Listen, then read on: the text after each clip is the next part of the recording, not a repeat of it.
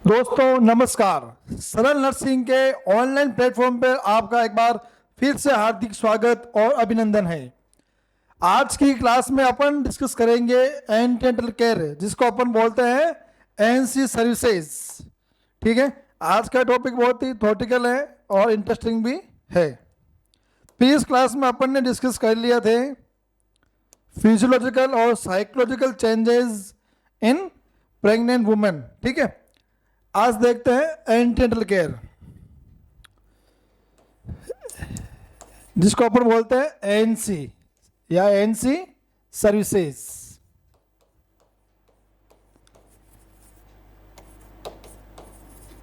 ठीक है, सबसे पहले अपन इसको डेफिनेशन को डिस्कस करते हैं कि एनसी होती क्या है। ठीक है, एनसी होती क्या है?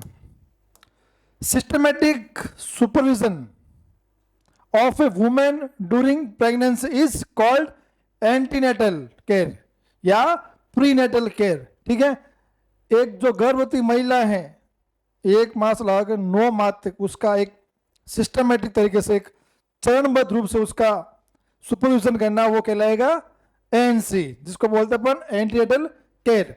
The supervision should be of a regular and periodic nature. जो सुपरविजन है वो नियमित है और एक फिक्स पीरियड में किया जाना सुनिश्चित कर रहे हैं। ठीक है, with the principle laid down और more frequently according to the need of the individual. ठीक है, तो ये थी अपनी डेफिनेशन एनसी की और एनसी सर्विसेज की। ठीक है, सीधी भाषा में, सरल भाषा में समझने का प्रयास करें। 9 माह की अवधि में एक गर्भवती महिला का सुपरविजन करना चरणबद्ध तरीके से, वो कहलाता है एएनसी। ठीक है, अब पढ़ते हैं अपन aims and objective of ANC. ANC के गोल, उद्देश्य, क्यों एएनसी करते हैं, वो अपन डिस्कस करते हैं। To screen the high risk cases. ANC इसलिए करते हैं क्योंकि अपन हाई रिस्क प्रेगनेंसी की स्क्रीनिंग कर सकें। ठीक है, to treat the complication detect early by examination, है ना।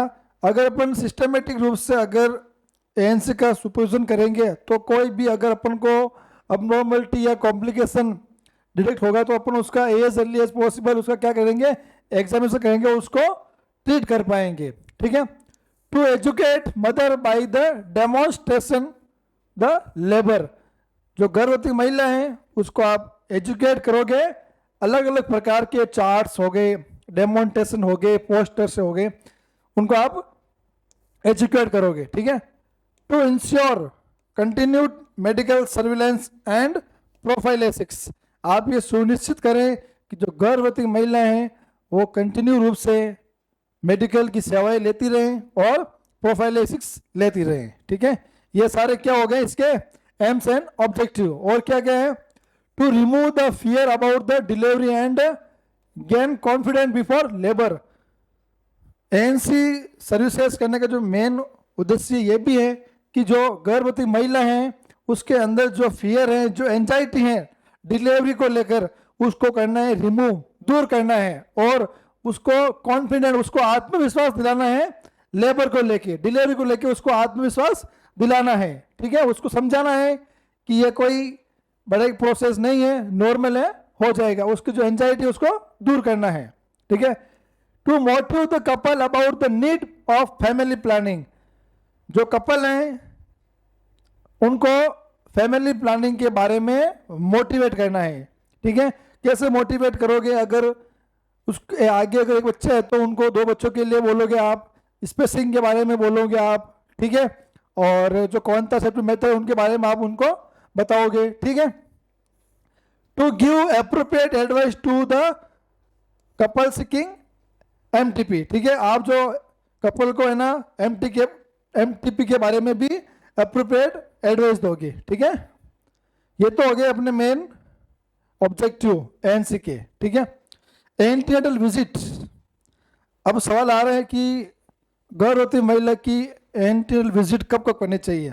ठीक है, अगर अपन सामान्य रूप से अगर अपन देखें जनरल तरीके से, तो जनरल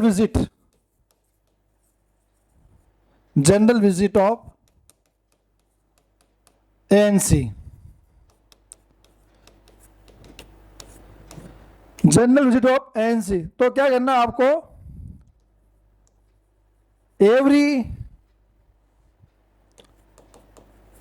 एवरी मंथ विजिट करनी है टिल 7 मंथ। जैसे ही गर्भ धारण का पता चले तो एएनसी विजिट करनी है, और प्रत्येक महीने करनी है। कब तक करनी है? 7 महीने तक। ठीक है, फिर क्या करना आपको, टू विजिट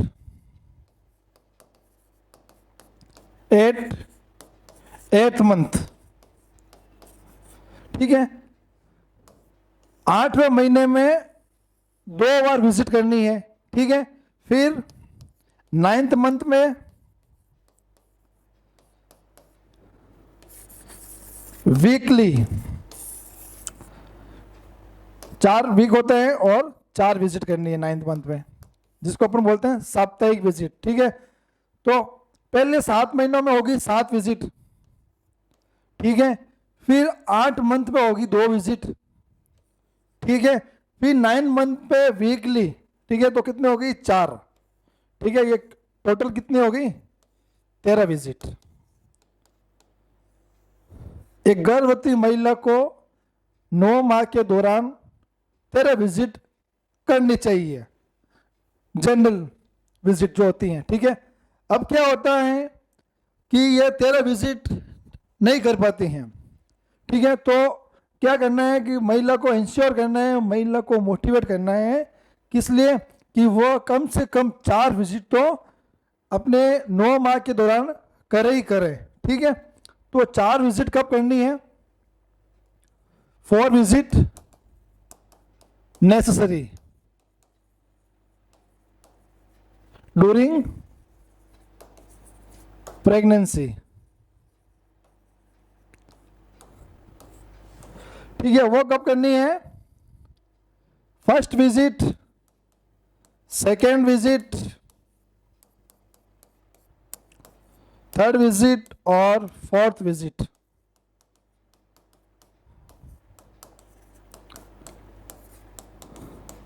चार विजिट, अगर वो 13 विजिट नहीं कर पाती हैं तो उसको आप मोटिवेट करोगे, उसको आप एजुकेट करोगे कि 9 माह के दौरान कम से कम 4 विजिट तो करना अनिवार्य है। ठीक है, ये है सिस्टमेटिक विजिट। ठीक है, ये जो विजिट थी वो जनरल थी, सामान्य रूप से 13 विजिट करना चाहिए, पर बहुत सारे केसेस में 13 विजिट नहीं हो पाती हैं। तो आपको मोटिवेट करना है महिला को कि सिस्टमेटिक रूप से आपको कम से कम 4 विजिट करना जरूरी है 9 माह के दौरान। तो प्रथम विजिट कब होगी? प्रथम विजिट होगी विदिन 12 वीक, 12 सप्ताह के अंदर, या after find out of pregnancy. जैसे ही गर्भधारण का पता चले, जैसे ही पॉजिटिव प्रेगनेंसी आए, तो इमीडिएट क्या करनी है? फर्स्ट विजिट, या तो 12 सप्ताह के अंदर, या जैसे ही एज अर्ली एज पॉसिबल, जैसे प्रेगनेंसी का पता चले तब करनी है। सेकेंड विजिट कब करनी है? 14 से लगाकर 26 वीक के मध्य। सेकेंड जो विजिट होगी वो कब होगी? 14 से लगाकर 26 वीक के मध्य। और थर्ड विजिट कब होगी? 28 से लगाकर 24 वीक के मध्य। और फोर्थ विजिट कब होगी? 36 से लगाकर टिल डिलीवरी।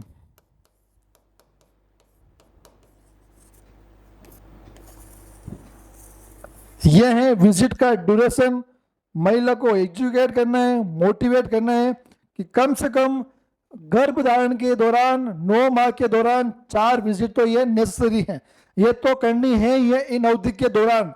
इन अवधि के बीच में कोई भी कॉम्प्लिकेशन है, any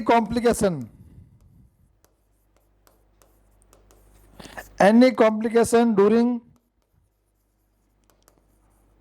pregnancy, immediate checkup to doctor.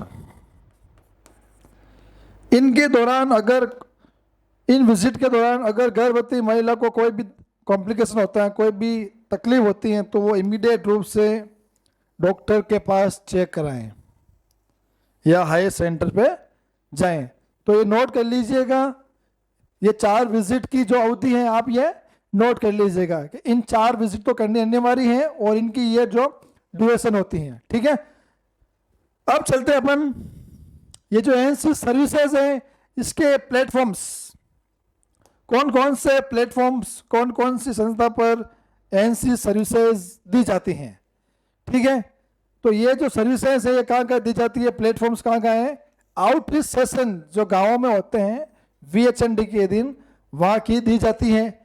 Health facility जैसे सब सेंटर हो गया, PSC, CSC डिविजनल हॉस्पिटल है ना, जिसको अपन बोलते हैं जिला अस्पताल, ठीक है, और डिस्ट्रिक्ट हॉस्पिटल, ठीक है, मेडिकल कॉलेज, प्राइवेट क्लिनिक और हॉस्पिटल, इन सभी जगहों पर, इन सभी प्लेटफॉर्म पर एएनसी सेवाएं दी जाती हैं। ठीक है, एक और गवर्नमेंट ने स्कीम चला रखी है PMSMA, जिसका फुल फॉर्म होता है प्रधानमंत्री सुरक्षित मातृत्व अभियान। ये जो प्रत्येक माह की 9 तारीख होती है उस दिन मनाया जाता है। अब इसमें गवर्नमेंट ने कर दिया करेक्शन, 9 तारीख तो है ही है, उसमें ऐड कर दिया 9, 18 और 27। इन 3 दिन तक PMSMA की जो दिवस है वो आयोजित किया जाता है। किसके लिए किया जाता है, गर्भवती महिलाओं के लिए। ठीक है, पहले ये सिर्फ और सिर्फ प्रत्येक माह की 9 तारीख को ही किया जाता है, अब इसको गवर्नमेंट ने चेंज करके 9, 18 और 27 कर दिया है। ठीक है, फिर अपन चलते हैं, ये तो आगे प्लेटफॉर्म्स। अब अपन डिस्कस करते हैं एएनसी सेवाएं कौन कौन कहां कहां देता है। ठीक है, ये तो आगे प्लेटफॉर्म, यहां पर एएनसी सेवाएं मिलेगी एक गर्भवती महिला को इन जगहों पर। ठीक है, अब इन जगहों पर देगा कौन सेवाएं। ठीक है, सब सेंटर और VHND के दिन तो जो एएनसी सेवाएं कौन देगी, रेस्पॉन्सिबल कौन है, वहां की जो ANM है। ठीक है, और जो हॉस्पिटल में एएनसी सेवाएं कौन देंगे, ANM, LHV, staff nurse, medical officer या स्पेशलिस्ट। ठीक है, स्पेशलिस्ट हो गए जैसे अपने गायनोलॉजिस्ट हो गए। ठीक है, तो ये लोग क्या देंगे, एएनसी सेवाएं देंगे इन प्लेटफॉर्म्स पर। ठीक है, अब अपन डिस्कस करते हैं, अपन ने एएनसी क्या डिस्कस कर लिया, एएनसी के एम्स और ऑब्जेक्टिव है वो अपन ने डिस्कस कर लिया। ठीक है, एएनसी सेवाएं कौन देते हैं वो अपन ने डिस्कस कर लिया, प्लेटफॉर्म अपन ने डिस्कस कर लिया। अब अपन डिस्कस करते हैं कंपोनेंट्स ऑफ एएनसी। एएनसी के जो कंपोनेंट है वो कितने होते हैं, तो एएनसी के जो कंपोनेंट है वो होते हैं 5। पहला कंपोनेंट हिस्ट्री टेकिंग, दूसरा कंपोनेंट असेसमेंट एंड स्क्रीनिंग, तीसरा कंपोनेंट प्रोफाइलैक्टिक्स, चौथा कंपोनेंट क्रिटिकल इंटरवेंशन और 5वां कंपोनेंट काउंसलिंग। इन 5 कंपोनेंट को अपन अब ब्रीफली डिस्कस करते हैं। तो सबसे पहले अपन डिस्कस करते हैं हिस्ट्री टेकिंग के बारे में, है ना। एक एएनसी आई है, आपको उसकी हिस्ट्री लेनी है, पहला कंपोनेंट ये है। अब हिस्ट्री में आप क्या क्या लोगे, उनके वाइटल स्टैटिक्स, है ना, कंप्लेंट्स, उसको कोई कंप्लेंट तो है ही नहीं है, वाइटल स्टैटिक्स में उसके जो भी BP वगैरह है ना, पल्स वगैरह है, टेम्परेचर वगैरह है, ये सब आप चेक करोगे। ठीक है, कंप्लेन, उसको आप कंप्लेन, उसकी कोई कंप्लेन तो नहीं है ना। हिस्ट्री ऑफ प्रेजेंट इलनेस, कोई प्रेजेंट रूप से कोई उसको बीमारी तो नहीं है। ठीक है, history of current and present pregnancy, current और प्रेजेंट जो अभी चल रही है प्रेगनेंसी उसकी हिस्ट्री लेना है, उसके 2 माह 3 माह कैसे बीते हैं। ठीक है, ऑब्स्टेट्रिकल हिस्ट्री, ये आप कैसे लोगे, ये अपन ने प्रीवियस क्लास में डिस्कस कर लिए, क्लास 10 में। आप क्लास 10 जाके जरूर देखेगा, अपन ने डिस्कस किया था, जिसमें अपन ने डिस्कस किया था ऑब्स्टेट्रिकल, ऑब्स्टेट्रिक और GTPAL स्कोर। ये अपन ने 10वीं क्लास में डिस्कस किया। ऑब्स्टिकल टर्मिनोलॉजी और GTPAL स्कोर कैसे निकालते हैं। तो ऑब्स्टिकल स्टिल में अपन क्या करेंगे, GTPAL स्कोर चेक करेंगे, ठीक है। पास्ट गायनिकोलॉजिकल हिस्ट्री, उसकी कोई पास्ट में कोई हिस्ट्री नहीं है गायनिक संबंधी, ठीक है, वो भी अपन देखेंगे। Past medical and surgical history, उसके हिस्ट्री में कोई पूर्व में कोई ऑपरेशन तो नहीं हो रखा है, पूर्व में कोई सीजन डिले तो नहीं हो रखी है, पूर्व में कोई हर्निया का ऑपरेशन तो नहीं हो रखा है, ठीक है।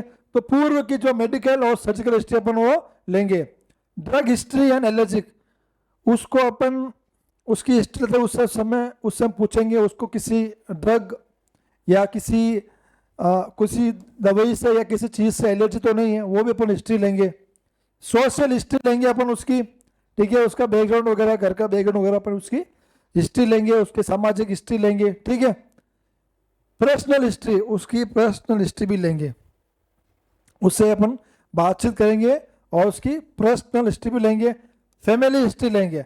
फैमिली हिस्ट्री में आप क्या लोगे, फैमिली हिस्ट्री में कोई फैमिली डिजीज है, ठीक है, फैमिली का एनवायरनमेंट है, ठीक है, फैमिली का इकोनॉमिकल स्टेटस है, वो कैसा है, वो सब अपन उसकी फैमिली हिस्ट्री लेंगे, ठीक है। तो ये पहला कंपोनेंट अपन ने डिस्कस कर लिया कि हिस्ट्री टेकिंग में अपन क्या क्या लेंगे, ठीक है। अब अपन बात करते हैं असेसमेंट और स्क्रीनिंग के बारे में। दूसरा अपना जो कंपोनेंट है वो है असेसमेंट और स्क्रीनिंग, ठीक है।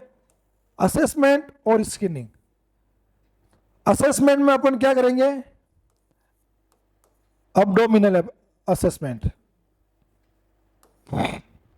Sorry abdominal assessment. अब्डोमिनल का अपन असेसमेंट करेंगे। कैसे करेंगे, अपन पेट की जांच करके। ये अपन आने वाली क्लास में ब्रीफली डिस्कस करेंगे कि पेट की जांच करते कैसे हैं, ठीक है।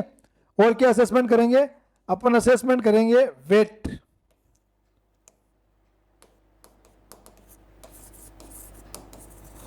वेट के बारे में अपन असेसमेंट करेंगे कि उसका गर्भकाल की अवधि के दौरान, उस अवधि के समय उतना वेट बढ़ रहा है कि नहीं बढ़ रहा है, 6 माह पर कितना वेट होना चाहिए, वो बढ़ रहा है कि नहीं बढ़ रहा है, ठीक है। और क्या असेसमेंट करेंगे अपन, वेजाइनल असेसमेंट।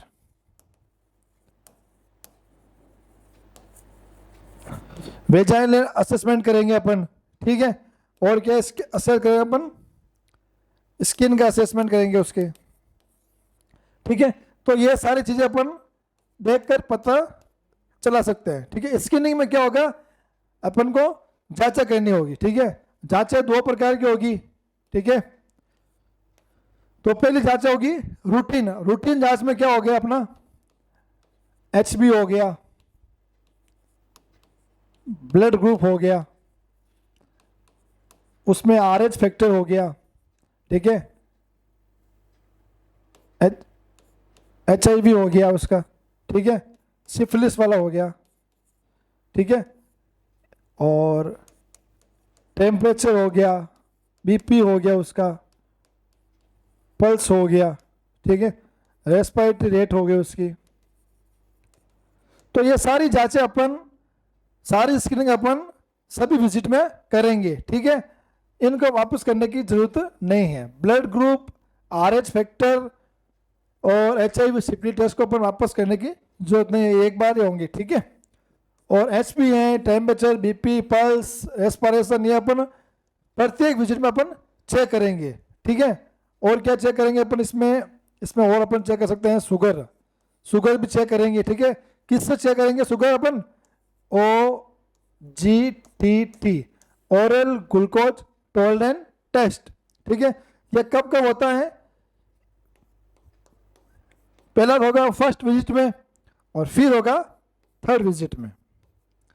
फर्स्ट विजिट में ओरल ग्लूकोज टेस्ट करने पर शुगर नहीं आता है तो वापस अपन दौरान करेंगे तीसरी विजिट में, ठीक है। और अगर फर्स्ट विजिट में अपन ग्लूकोज टेस्ट कर रहे हैं और शुगर फाइंड आउट होता है तो तीसरी विजिट में करने की जरूरत नहीं है, और पूरे 9 माह के दौरान न्यूट्रिशनल थेरेपी, शुगर की जो इंसुलिन थेरेपी है वो, मेडिकल थेरेपी है वो चालू रहेगी, ठीक है, कंटिन्यू रहेगी। फिर अपन इन्वेस्टिगेशन करेंगे किसका, यूरिन का। यूरिन में अपन क्या करेंगे, यूरिन में शुगर देखेंगे अपन, प्रोटीन देखेंगे अपन, ठीक है, यूरिया देखेंगे अपन।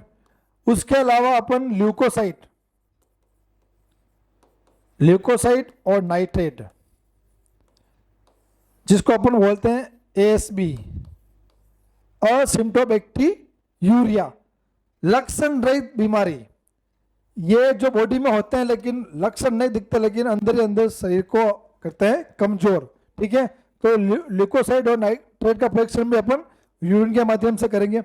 और स्पेशल इन्वेस्टिगेशन में हो गया अपना सीरोलॉजिकल टेस्ट हो गया, ठीक है, और यूएसजी हो गई। तो ये हो गया अपने स्पेसिफिकल इन्वेस्टिगेशन, यूरिन इन्वेस्टिगेशन और रूटीन इन्वेस्टिगेशन। ये तो सब अपन रिपीट करेंगे हर विजिट में, और ये रिपीट करने की जरूरत नहीं है। तो ये अपना सेकंड कंपोनेंट हो गया, कंप्लीट असेसमेंट एंड स्क्रीनिंग, ठीक है, नोट कर लीजिएगा ये भी। अब अपन लेते हैं प्रोफाइलैक्सिस। थर्ड कंपोनेंट है अपना प्रोफाइलैक्सिस, ठीक है, जिसको अपन बोलते हैं प्राइमरी प्रिवेंशन। इसको अपन बोलेंगे प्राइमरी प्रिवेंशन।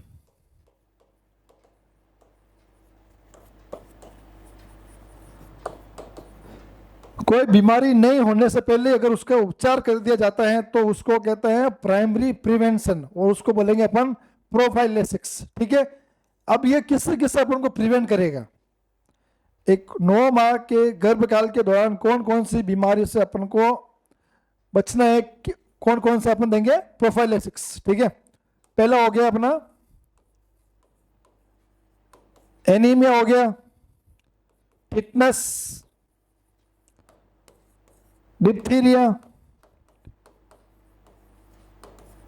ठीक है, और प्रीएक्लेम्सिया और eclampsia, blood pressure, high blood pressure,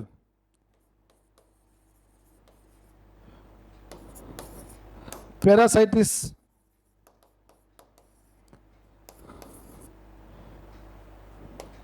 ठीक है, और एनटीडी, ठीक है, न्यूरल ट्यूब डिफेक्ट, ठीक है। इन सभी को अपन ये 9 माह के दौरान ये सारी बीमारी हो ही नहीं, उससे पहले अपन को क्या करना है, इसका करना है अपन को प्रिवेंशन करना है, ठीक है, प्रोफाइलैक्सिस देना है। तो एक एक अपन देंगे प्रोफाइलैक्सिस, कौन कौन से देंगे प्रोफाइलैक्सिस, और वो कौन कौन सी बीमारियों से अपने बचाएगा। पहला प्रोफाइलैक्सिस हो गया अपना आयरन फॉलिक एसिड टेबलेट, ठीक है। ये किससे बचाएगा, प्रिवेंट फ्रॉम एनीमिया से। आयरन फॉलिक एसिड है जो 9 माह के दौरान गर्भवती महिला को एनीमिया से बचाएगा। एनीमिया को समझने का प्रयास करें तो खून की कमी से अपन को बचाएगा कौन, आयरन फॉलिक एसिड। ये कब शुरू करनी है, आफ्टर 12 वीक या फर्स्ट ट्राइमेस्टर।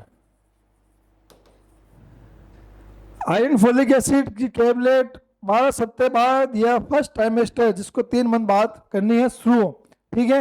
इसकी डोज क्या होगी, 1 tablet per day, 1 tablet per day, ठीक है। डोज ऑफ टेबलेट का क्या डोज होगा, उस टेबलेट में 60 मिलीग्राम क्या होगा,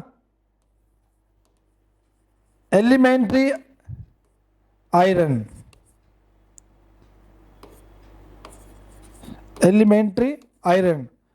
ठीक है, और 500 मिलीग्राम होगा, 500 ग्राम होगा फॉलिक एसिड, ठीक है, ये तो होगी टेबलेट की डोज, और ये होगी कितनी लेनी है टेबलेट, डोज और डोज ऑफ टेबलेट, कंफ्यूज नहीं होना है, एक टेबलेट पर डे लेनी है, ठीक है। वो टेबलेट में क्या होगा, 60 mg एलिमेंट्री आयरन और 500 mg फॉलिक एसिड, ठीक है। ड्यूरेशन कितने समय के लिए देनी है, तो 12 वीक के बाद, फर्स्ट ट्राइमेस्टर के बाद 3 मंथ से लगाकर टिल डिलीवरी, ठीक है। तो 6 महीने तो ये हो गए, 6 month and 6 month after delivery.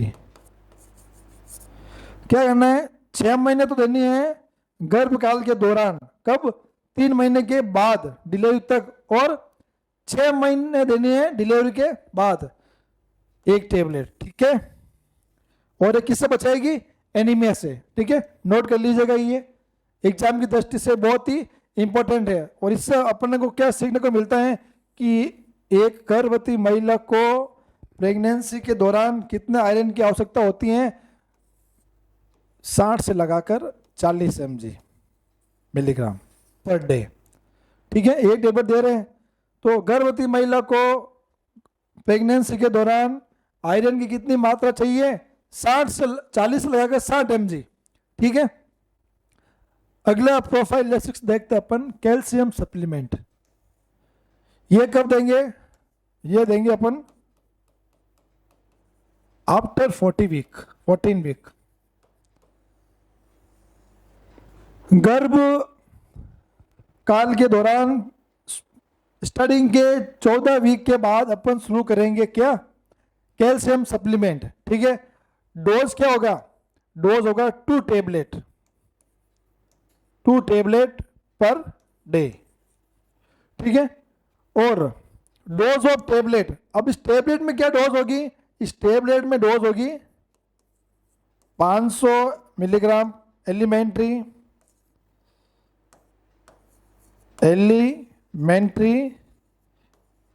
Calcium और 250 IU इंटरनेशनल यूनिट किसकी, विटामिन D3 की, ठीक है। इस एक टेबलेट के अंदर क्या होगा, 500 mg होगा एलिमेंट्री कैल्शियम और 250 इंटरनेशनल यूनिट क्या होगा, विटामिन D3, ठीक है।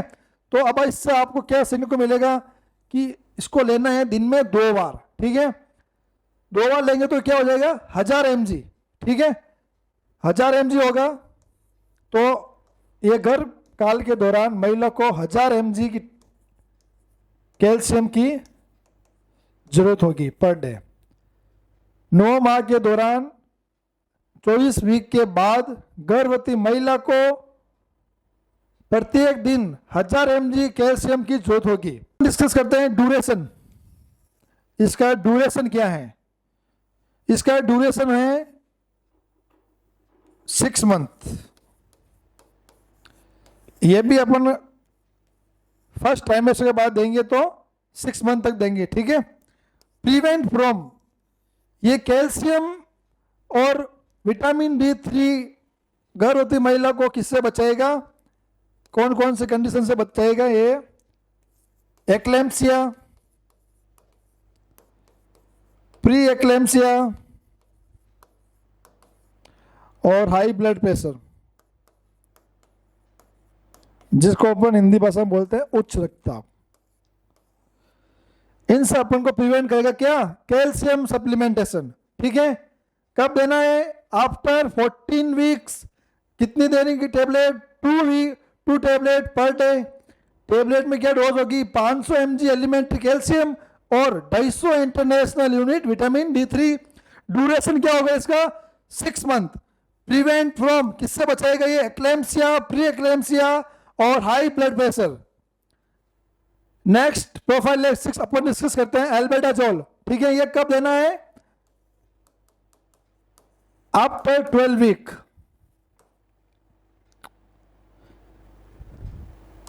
बारह वीक के बाद देना है। डोज क्या होगी उसकी, 1 टेबलेट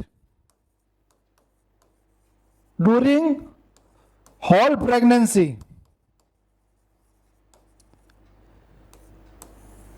पूरे गर्भकाल के दौरान 12 सप्ताह के बाद सिर्फ और सिर्फ एक टेबलेट देनी है। 12 वीक के बाद डिलीवरी तक कभी भी आप एक टेबलेट दे सकते हैं। किसकी? एल्बेंडाजोल की। ठीक है, वो उसकी डोज क्या होगी? 400 mg। ठीक है, इसकी डोज होगी 400 mg। प्रिवेंट फ्रॉम, किससे बचाएगा ये बचाएगा किससे? पैरासाइटिस से, जिसको अपन हिंदी में बोलते हैं कृमिनाशन, कृमि रोग। महिला को कृमि रोग से बचाएगा। बस एक टेबलेट देनी है। कब देनी है? 12 वीक के बाद कभी भी दे सकते हैं आप। 12 वीक के बाद आप 13, 20, 25, 34 डिलीवरी तक आप कभी भी दे सकते हैं। और टेबलेट की डोज क्या होगी? 400 mg। ठीक है, अगला प्रोफाइलैक्सिस अपन डिस्कस करते हैं टीडी इंजेक्शन। टीडी का इंजेक्शन, ठीक है, टीडी का इंजेक्शन कब देंगे? फर्स्ट विजिट या as early as possible, after find out the pregnancy. First visit के दौरान अपन टीडी की फर्स्ट डोज देंगे, या जैसे गर्भधारण का पता चले जितना जल्दी हो सके अपन को टीडी की फर्स्ट डोज देनी है। ठीक है, टीडी की कुल डोज होती है 2 डोज होती है। ठीक है, फर्स्ट तो अपन देंगे जैसे ही पता चले, या फर्स्ट विजिट में। सेकेंड कब देंगे? After 28 days from first dose. First dose लगने के 28 दिन के पश्चात अपन देंगे टीडी की सेकेंड डोज। ठीक है, डोज क्या होगी उसकी? 0.5 ml। ठीक है, सॉरी, डोज तो होगी उसकी दो डोज देंगे, फर्स्ट और सेकेंड डोज। ये जो कंडीशन है किसके लिए है? प्राइमरी ग्रेविडा के लिए। प्राइमरी ग्रेविडा, जो महिला पहली बार गर्भवती हुई है उसके लिए यह कंडीशन है, उसको अपन देंगे 2 डोज। ठीक है, और डोज ऑफ इंजेक्शन एक डोज में कितना मात्रा होगी? 0.5 ml। नोट कर लीजिएगा, बहुत इंपॉर्टेंट है। फिर टीडी इंजेक्शन का साइट और रूट, साइट क्या होगी उसकी? Upper arm. और आर्म कौन सा? Non dominant hand. Non dominant hand, जिस हाथ से वो काम नहीं करती हैं उस हाथ पे क्या लगाना है? टीडी का इंजेक्शन लगाना है। ठीक है, रूट होगा उसका आईएम, इंट्रा मसल्स। और मसल्स कौन सी होगी? Deltoid muscles.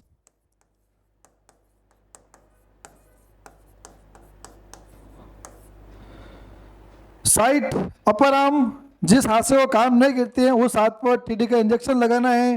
ठीक है, रूट होगा आईएम, और इस मसल्स का नाम है डेल्टॉइड मसल्स। ठीक है, प्रिवेंट फ्रॉम, ये किस बीमारी से बचाएगा? टिटनस और डिप्थीरिया से।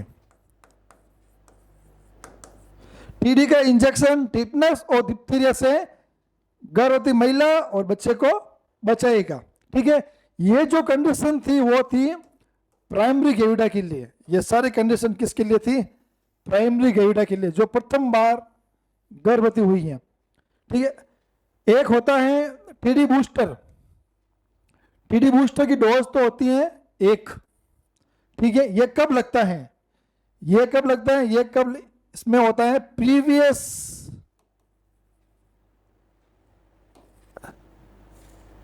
मल्टी ग्रेविडा वाली, multi gravida women pregnancy, women pregnancy conceive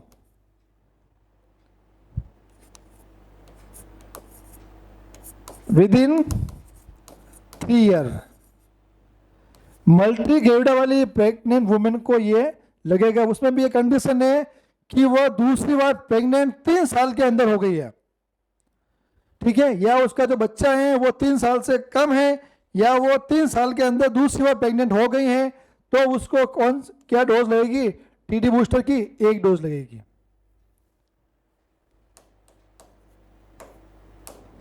TD booster की उसको क्या लगेगी? 1 डोज।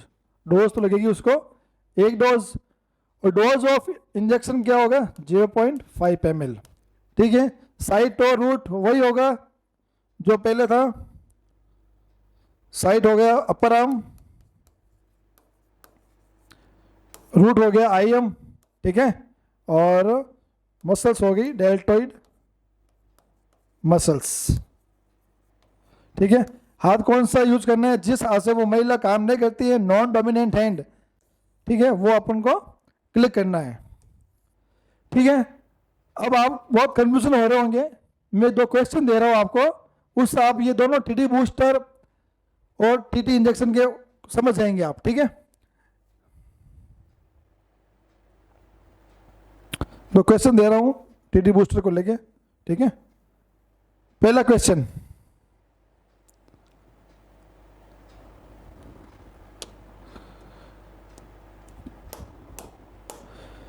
सुशीला नाम की एक गर्भवती महिला है, ठीक है, जिसकी उम्र क्या है?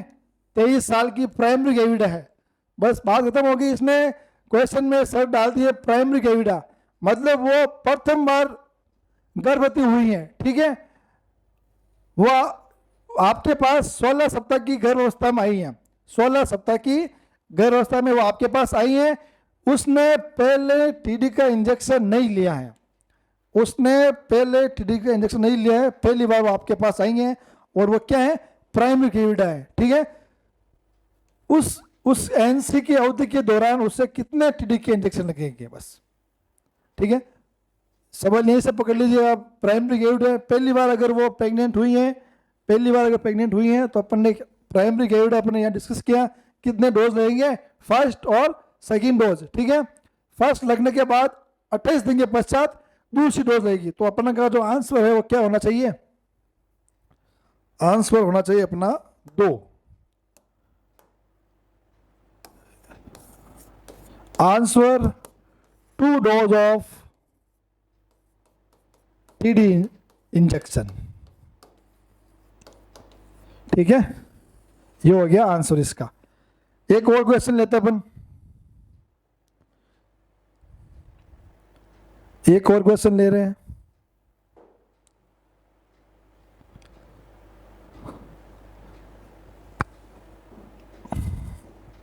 एक रेखा नाम की लड़की है, ठीक है, जिसकी उम्र है 25 साल और 20 सप्ताह की उसकी गर्भावस्था की एएनसी के साथ वो आपके पास आई हैं। उम्र है 25 साल और 20 सप्ताह की एएनसी के साथ क्लिनिक या सब सेंटर पर आपके पास आई हैं। उसकी 2 साल की एक लड़की है, यहां से आप नोट कर लीजिएगा, उसकी 2 साल की क्या है? लड़की है। 2 साल के अंदर वो दोबारा क्या हो गई है? गर्भवती हो गई है। 2 साल की क्या उसके एक लड़की है, तो इसका मतलब क्या है कि 2 साल के अंदर वो दूसरी बार गर्भवती हो गई है, ठीक है। उसने पिछली गर्भावस्था के दौरान 2 टीडी के इंजेक्शन प्राप्त किए थे, ठीक है। उसको इस बार एनसी अवधि के दौरान कितने टीडी के इंजेक्शन लगने चाहिए? तो कितने इंजेक्शन लगने चाहिए? आपका आंसर क्या होना चाहिए? अपने यहाँ डिस्कस कर लिया बूस्टर में, विद इन 3 ईयर, है ना। 3 साल के अंदर दूसरी बार प्रेग्नेंट हो रही है तो टीडी बूस्टर की 1 डोज लगेगी, ठीक है। कौन से कंडीशन में? कि उसने प्रथम प्राइमरी ग्रेविडा के अंदर टीडी के 2 इंजेक्शन ले लिए हो, तो सेकेंड में उसके 1 ही लगेगा। कब? अगर उसकी गर्भ काल की अवधि 3 साल से कम है या 3 साल से या छोटा बच्चा है तो, ठीक है। तो अपना आंसर क्या हो जाएगा यहाँ पे?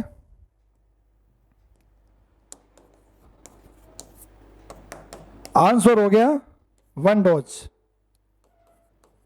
टीडी बूस्टर, ठीक है। अब यहाँ पर अपन क्वेश्चन चेंज करते हैं।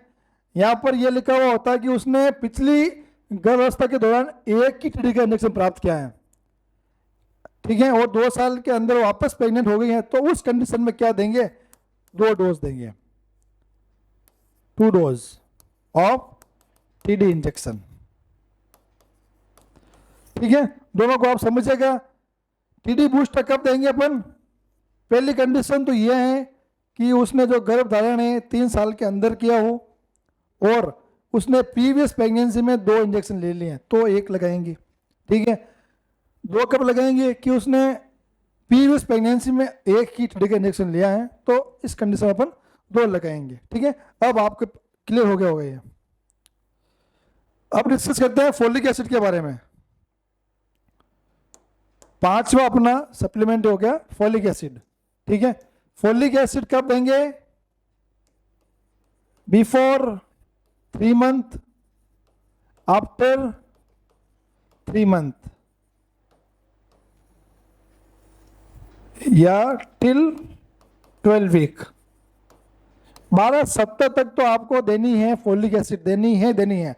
और अगर कोई कपल है, एलिजिबल कपल है, वो फैमिली प्लानिंग कर रहा है, प्रेगनेंसी कंसीव करना चाह रहा है, तो उसको एडवाइस करना है, उस महिला को एडवाइस करनी है कि वो 3 महीने पहले से ही फोलिक एसिड की टेबलेट लेना शुरू कर दे। ठीक है, अगर नहीं ले पाती है किस कंडीशन में, तो आपको तो शुरू के फर्स्ट ट्राइमेस्टर या फर्स्ट 12 वीक के अंदर तो क्या करना है, फोलिक एसिड की टेबलेट लेनी है। ठीक है, डोज क्या होगी, 1 tablet per day till 12 week. 12 सप्ताह तक रोज 1 टेबलेट लेनी है, किसकी, फोलिक एसिड की। डोज ऑफ टेबलेट क्या होगा, फोलिक एसिड इसमें कितना होगा, फोलिक एसिड होगा उसमें 500 mg। ठीक है, ड्यूरेशन 1 से लगाकर 12 वीक। ठीक है, जैसे प्रेगनेंसी कंसीव हो वहां से लगाकर 12 सप्ताह तक फोलिक एसिड की टेबलेट देना है।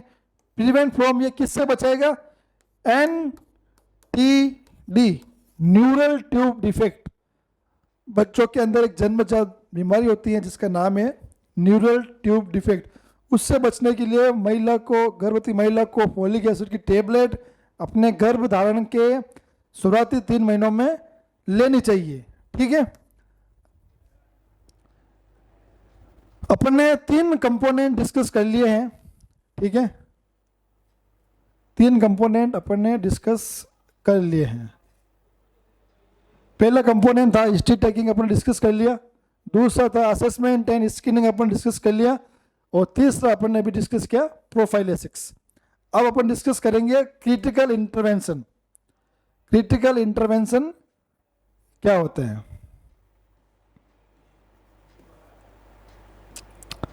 Critical intervention. क्रिटिकल इंटरवेंशन में आपको कुछ याद नहीं रखना है, बस आपको एडवाइस देनी है, महिला को मोटिवेट करना है, एजुकेट करना है। क्या करना है, एनी कॉम्प्लिकेशन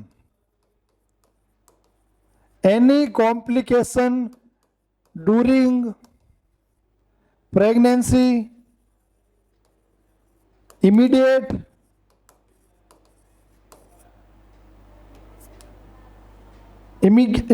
go to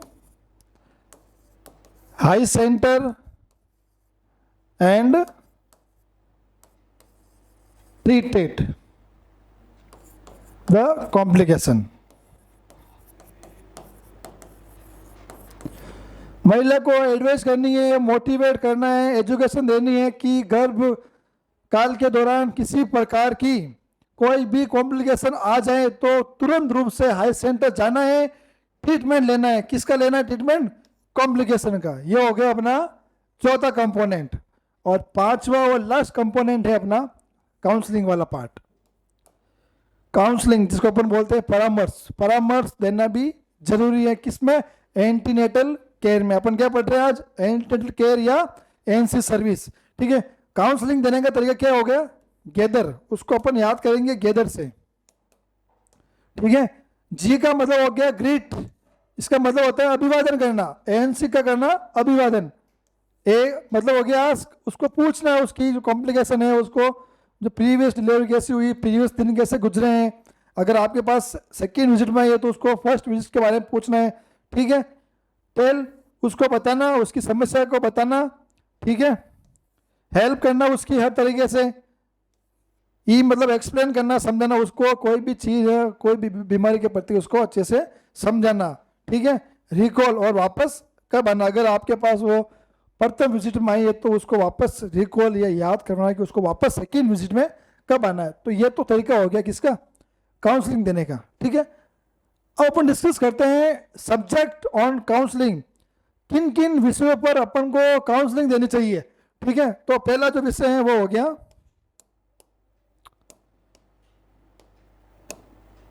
पहला विषय हो गया अपना रेगुलर एएनसी चेकअप। उसको काउंसलिंग देनी है, परामर्श देने हैं, उसको फायदे बताने हैं उसको कि उसको रेगुलर रूप से एएनसी के चेकअप करवाने हैं। 13 विजिट नहीं कर पाती कोई बात नहीं, उसको 4 विजिट के लिए मोटिवेट करना है और एजुकेट करना है, ठीक है।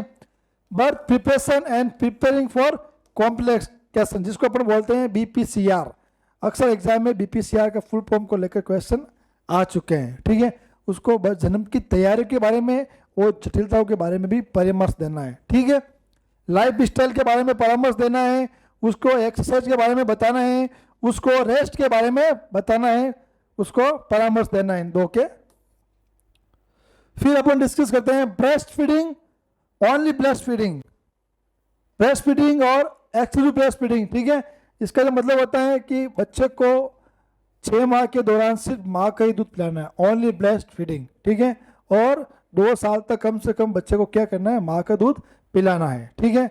सेक्स ड्यूरिंग प्रेगनेंसी, प्रेगनेंसी के दौरान सेक्स करना चाहिए या नहीं करना चाहिए, इसके बारे में भी आपको एएनसी को परामर्श देना है, ठीक है।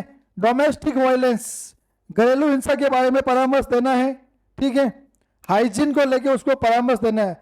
हाइजीन को लेके आप क्या परामर्श दोगे, पर्सनैलिटी हाइजीन, उसकी पर्सनल हाइजीन, उसको हेयर स्किन नेल सब कपड़ों को लेके सबको उसको हाइजीन देनी है, स्वच्छता बनाए रखे। क्लीन हाइजीन वाटर फूड, साफ सुथरे और हाइजीनिक उसको पानी पीने हैं और फूड खाने हैं, ठीक है। और प्लेस जो जहाँ रह रही है, जिस जगह पर रह रही है, वो उस प्लेस का वातावरण है वो हाइजीनिक होना चाहिए, ठीक है। एनवायरनमेंट हाइजीनिक होना चाहिए, ठीक है। इन सभी पर क्या करनी है, काउंसलिंग देनी है। और फैमिली प्लानिंग, फैमिली प्लानिंग को लेके भी काउंसलिंग परामर्श देनी चाहिए। किन किन विषयों पर, कॉन्ट्रासेप्टिव मेथड, ठीक है, निरोध वगैरह हो गए, ठीक है, मालाडी वगैरह, अंतरा के बारे में भी काउंसलिंग देनी चाहिए। ओरल पिल्स के गोलों को लेकर भी परामर्श, स्टेरिलाइजेशन नसबंदी को लेकर भी परामर्श देना चाहिए। और मेन परामर्श हो गया अपना स्पेसिंग, परामर्श देना चाहिए कि 2 बच्चों के मध्य का अंतराल कम से कम 3 वर्ष का होना चाहिए। उसको एडवांटेज और डिसएडवांटेज बताने हैं कि अगर 3 साल के अंदर तू अगर और बच्चा करेगी तो क्या होगा और क्या नहीं होगा, ठीक है। और केयर करना बताना है, किसकी, खुद की, योर सेल्फ और योर बेबी सेल्फ, ठीक है। इस पर भी अपन को क्या देनी है, एएनसी को काउंसलिंग देने की, वो खुद की केयर कैसे करे और बेबी की केयर कैसे करे। धन्यवाद साथियों, आज अपन ने एंटीनेटल केयर के बारे में और एंटीनेटल सर्विस किस प्रकार देते हैं लेते अपन ने डिस्कस किया। धन्यवाद।